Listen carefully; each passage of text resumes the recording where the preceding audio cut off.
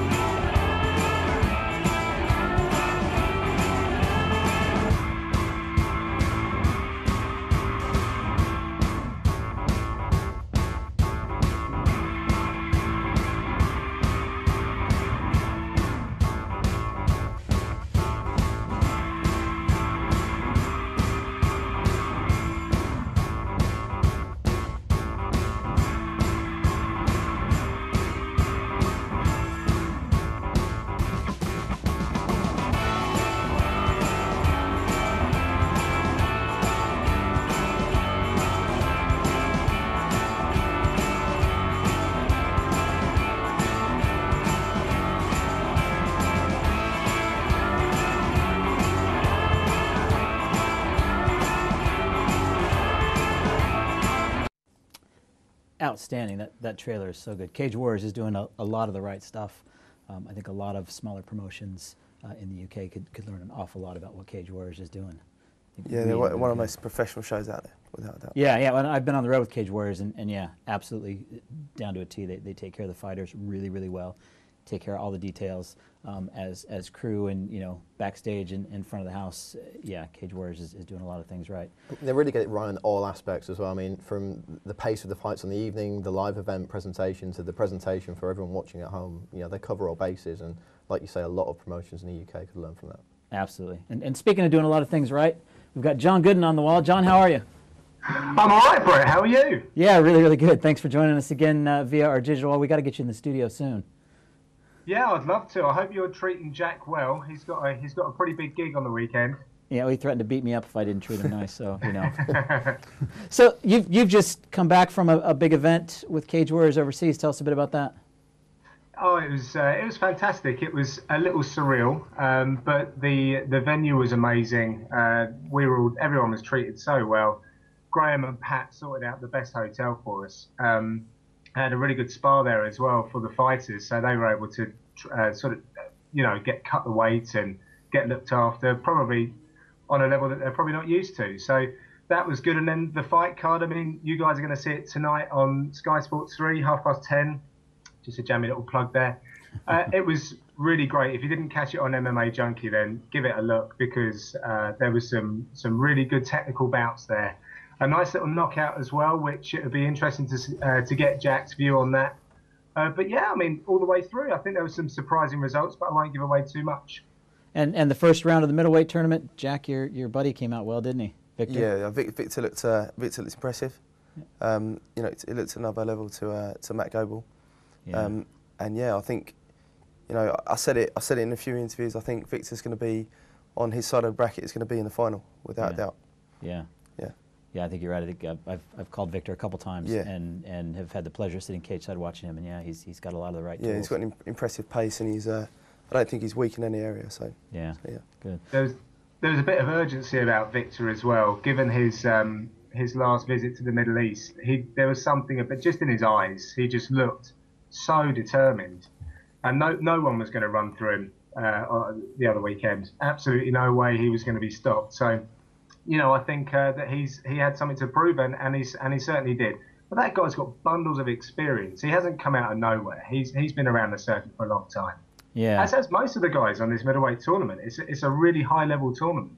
Well, I was going to say that, you know, a lot of shows will put on a tournament, and they'll have, you know, 2 or 3 guys that are really, really good, and then some other guys that are maybe trying to step up their game a bit.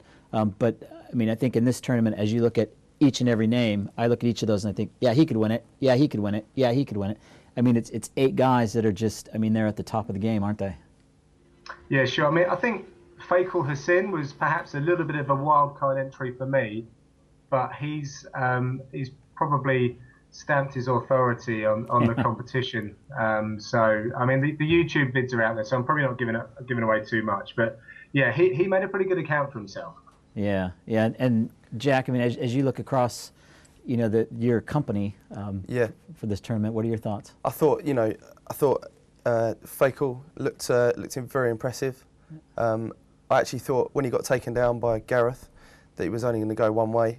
He didn't look too hot on the ground, but he scrambled to his feet, and you know, he's got some impressive power. So it's definitely something to watch out for.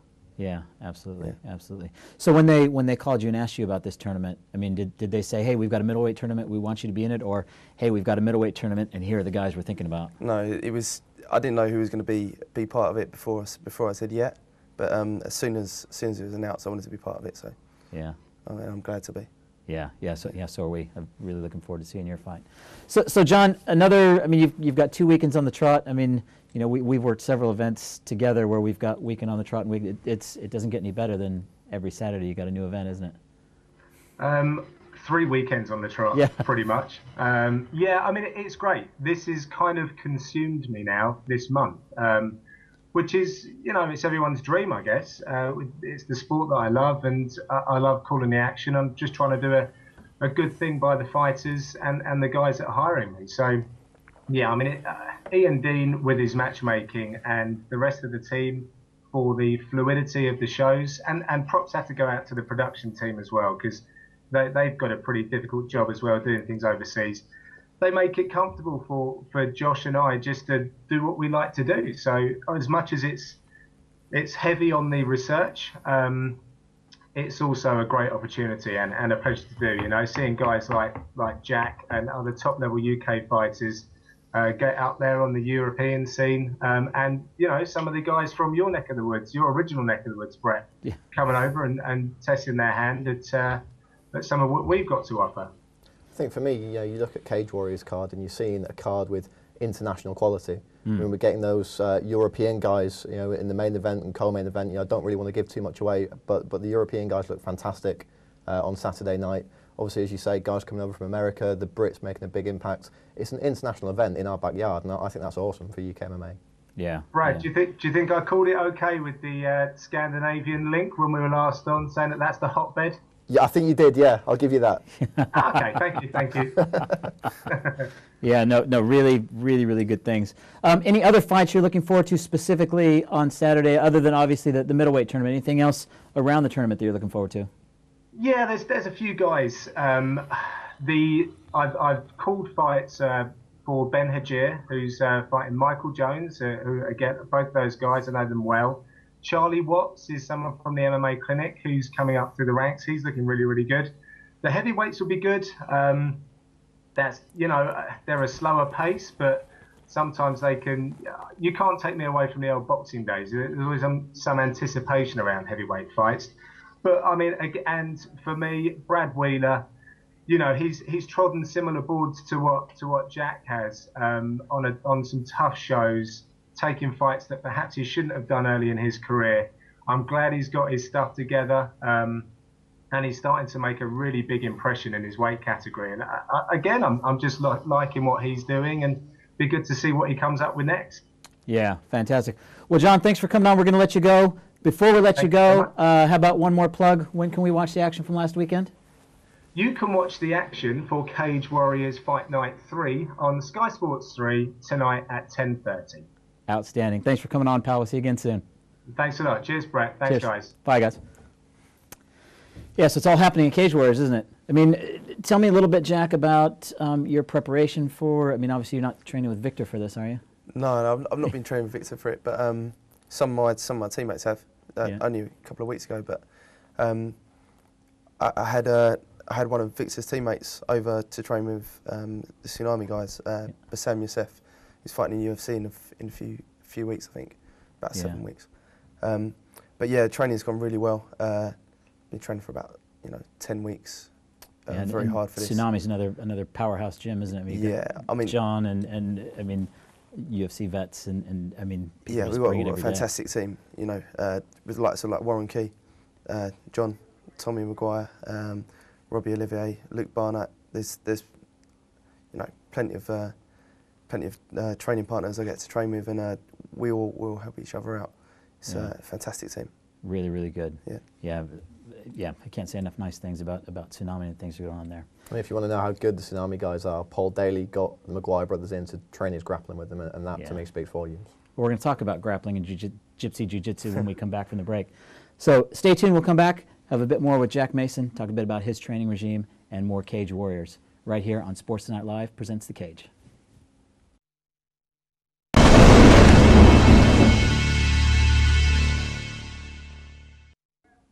Welcome back to Sports Tonight Live presents The Cage. Just before the break, we started talking about training, started talking about, Jack, a bit of your secret Gypsy Jiu-Jitsu training. What's it like rolling with John? I mean, I've rolled with John in the past, and he just ties me in knots. Yeah, it's fantastic training. You have to be careful they don't nick any of your kit, but yeah, it's all right. In all seriousness, they're fantastic to train with. Johnny's, I don't know how he's got so good, but he's really impressive with his jiu-jitsu techniques. I did a considering he's never put on a gi. Well, exactly. Yeah. I did a little segment with him just before he got signed to the UFC, and we were kind of playing around with some of the Eddie Bravo stuff, and he just knew it all cold. Yeah. And I was, how do you know that stuff? So, speaking of unorthodox training techniques, we've got a video of somebody else we discovered that's got a bit of unorthodox training techniques. So roll the VT.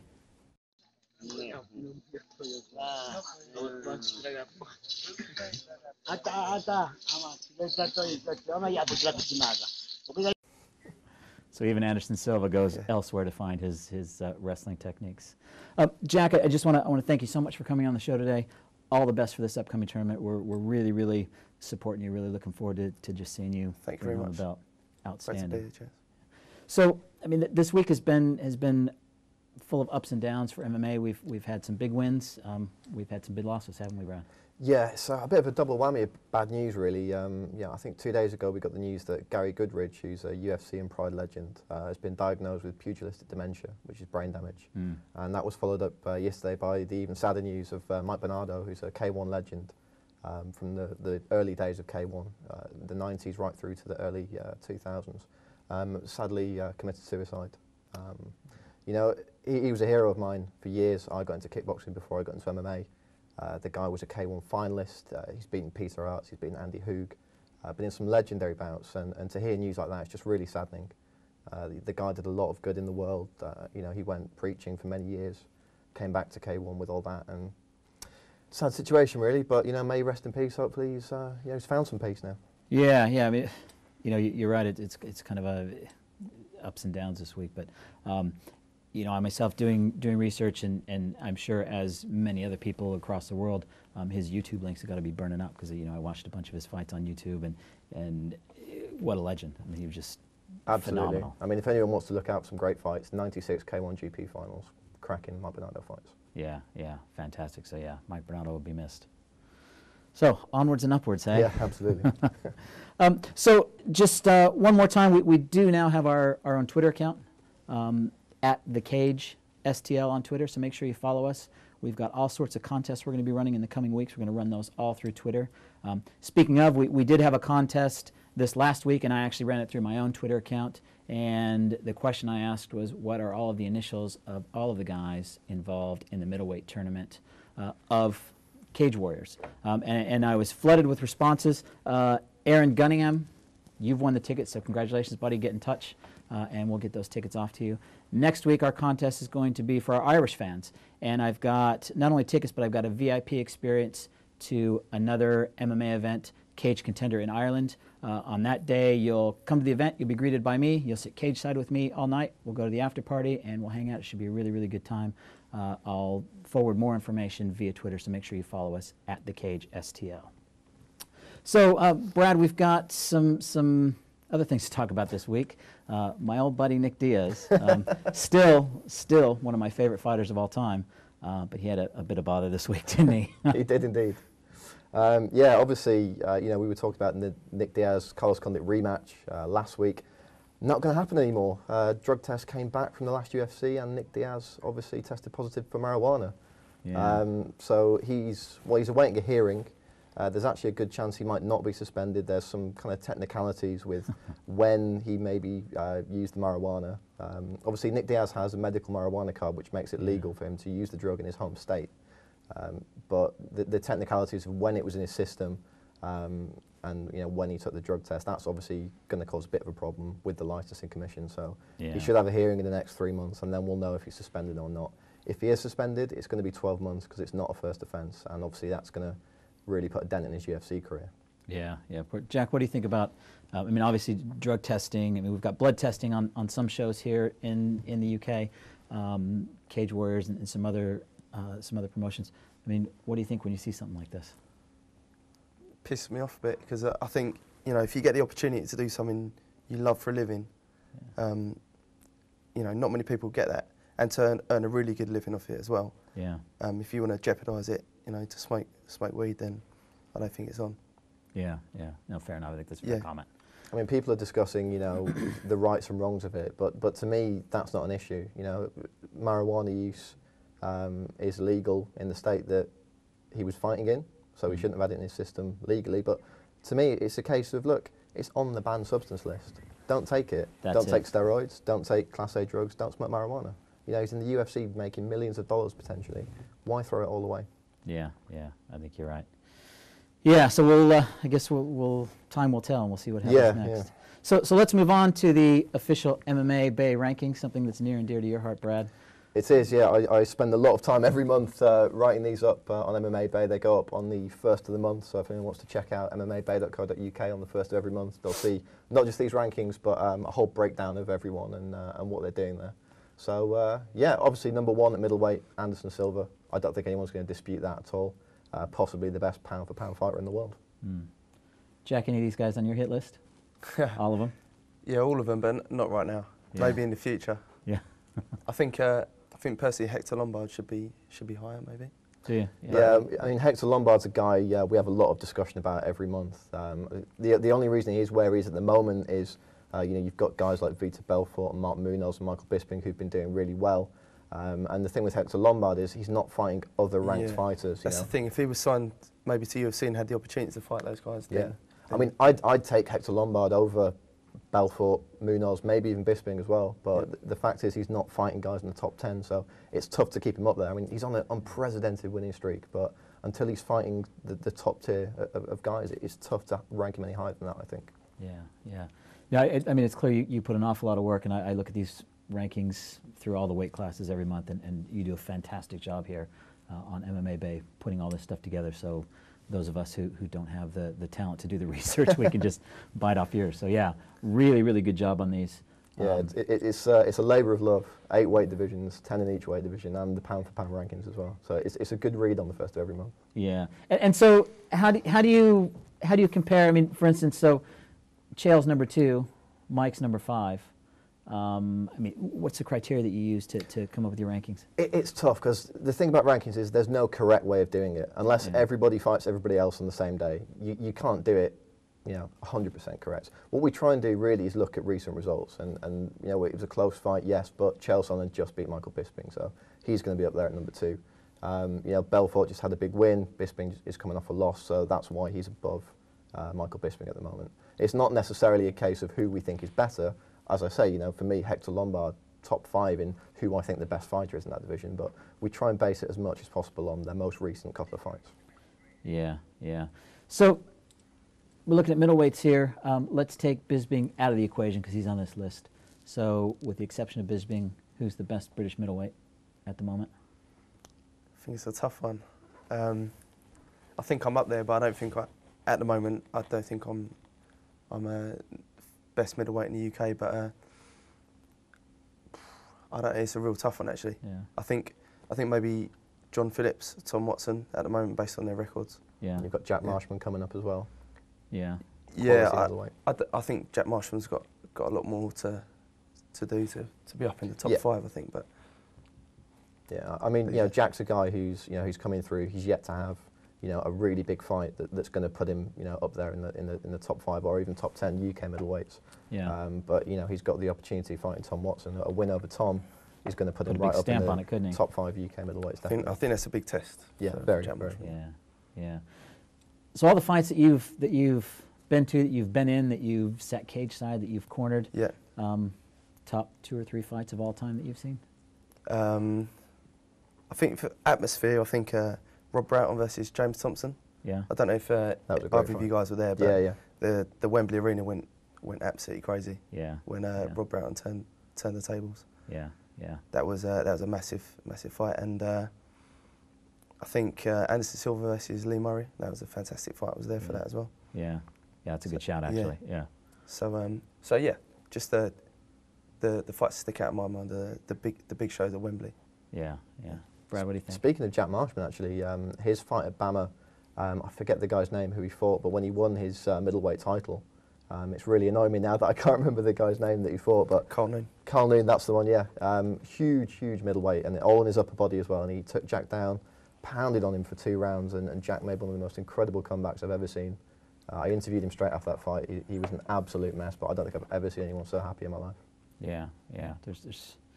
There's been so many just outstanding. I think in recent times, I think Tom Watson's last fight was outstanding. I think Tom showed so much in that fight that it was just brilliant. To go up against a guy who is as world class as Ninja is, and that guy has fought the cream of the crop in every organisation in the world. And for Tom to put him away like that, not only put him away but retire him as well. Yeah, exactly. Massive achievement for Tom. Yeah, I think that's really good. So turning our attention back to the tournament for just a second. So who, ideally, you're in the final, and who are you against? I think Victor Cheng. You think Victor? Yeah. I think he's got too much for Cal Hussein. Yeah. Yeah. Outstanding. Yeah, I think that'll be really good. I can't wait. I can't wait. We've got John Phillips and Tony Machado as well this weekend. That's going to be a great fight. Yeah. Jack's fight's going to be great. Big heavyweight fight. It's going to be a cracking Cage Warriors this weekend. Yeah. So you'll fight the winner of that. Yeah, I'm not looking past Chris Fields, but you know, if I got to the semi-final, I've still got a very tough semi-final. So yeah, absolutely. So yeah, it's no easy route to the final at all. Well, I mean, I think. Would you rather be on the other side of the bracket? I mean, I've seen Chris, I've seen John. Yeah,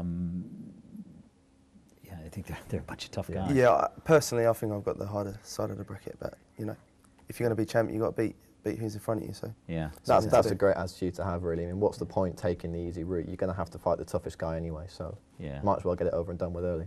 Yeah, absolutely. But you definitely drew the short straw with your bracket, though. Yeah. yeah. And other fights on the card you're looking forward to this weekend? Anything stand out for you? Or are you so focused on what you've got to do that you're not really paying much attention? You know, Brad Wheeler fight, that's going to be fantastic. Yeah, Brad always brings it, yeah, doesn't he? He does, yeah. He's an entertaining fighter. But the thing is, I'm probably not going to be able to see any of the fights because I'm second from last, so I'll be able to watch the heavyweight fight. Yeah. That's going to be a war, you know. Roger Lauret, who's the heavyweight guy fighting Bellator, is a heavyweight grappler, which isn't something you see very often. You know, there are very few heavyweight grapplers out there. You've got your Mears and your Nelsons. And he's facing a really good wrestler in Bobby Brent, so that's going to be a really interesting style match. Yeah, I think so. Well, all the action at the weekend, live from the HMV Forum in London. Looking forward to it. Yeah, really good. So again, Jack, I can't thank you enough for coming on the show. Something I like to do every week for all my guests. Jack Mason, welcome to the Hollywood Army. I've had my eye on this. Have you? Good. Outstanding. Join us next week. We've got another fantastic show. We've got a couple guys coming down from up north. We're going to talk a little bit about Irish MMA. Make sure you follow us at The Cage STL on Twitter. We've got a really, really good contest coming up for next week. So for Brad Wharton, for Jack Mason, for myself, Bret Hollywood Freeman, it's not go time, but it's time to go. See you next week on Sports Tonight Live presents The Cage.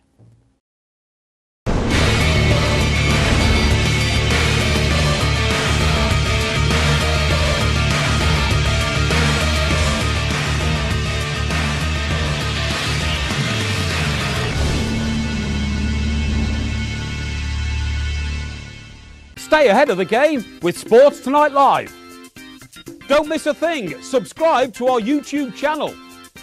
Search for Sports Tonight Live on Facebook and like our fan page.